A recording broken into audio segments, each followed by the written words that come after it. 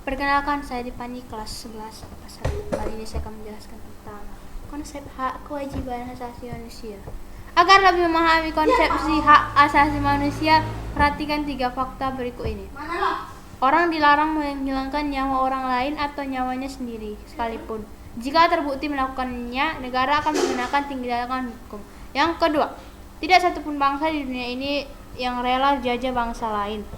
Negara-negara yang pernah dijajah pun selalu berusaha membebaskan diri dari belenggu penjajahan tersebut. Yang ketiga, tidak ada seorang manusia pun yang ingin hidup sengsara. Ia akan selalu berusaha mencapai kesejahteraan bagi dirinya, lahir maupun batin. Pada diri manusia selalu melekat 3 hal utama, yaitu hidup, kebebasan, dan kebahagiaan.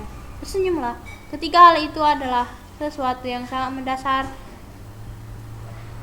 mendasar yang harus dimiliki oleh manusia. Akan hidup tanpa hara, bahkan tidak akan menjadi seutuhnya.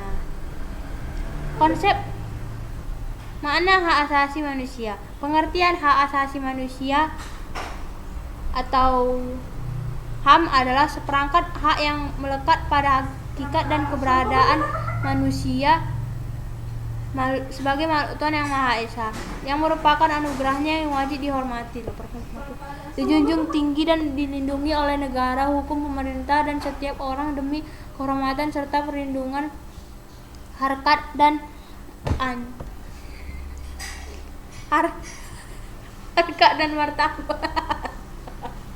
martabat.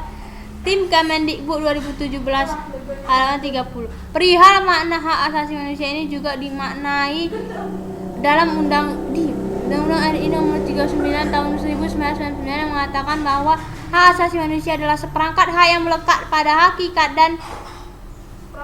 dan keberadaan manusia sebagai makhluk Tuhan yang Maha Esa, dan merupakan anugerahnya yang wajib dihormati, dijunjung tinggi, dan dilindungi oleh negara, hukum, pemerintah, dan setiap orang demi kehormatan serta perlindungan harkat dan martabat manusia.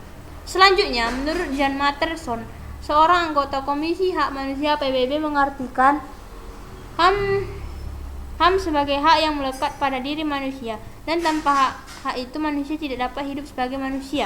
Dari pemaparan Matterson di atas dapat disimpulkan bahwa HAM memiliki 2 makna, yakni 1. HAM merupakan alamiah yang melekat diri setiap manusia sejak ia dilahirkan ke dunia. Hak alamiah adalah hak yang sesuai dengan kodrat manusia sebagai insan merdeka yang berakal,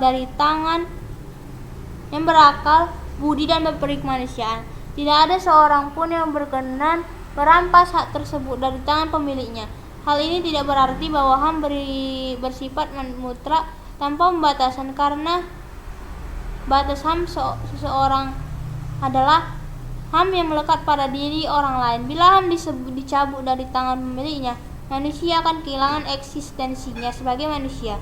2. HAM merupakan instrumen atau alat untuk menjaga harkat dan martabat manusia sesuai dengan kodrat kemanusiaan yang luhur. Tanpa HAM, manusia tidak akan dapat hidup sesuai dengan harkat dan martabat kemanusiaannya sebagai makhluk Tuhan yang paling sempurna.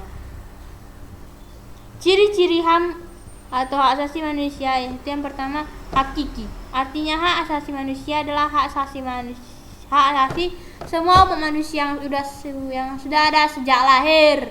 2. Universal, yang berarti hak asasi manusia berlaku untuk semua orang tanpa memandang status, suku, bangsa, gender, atau perbedaan lainnya.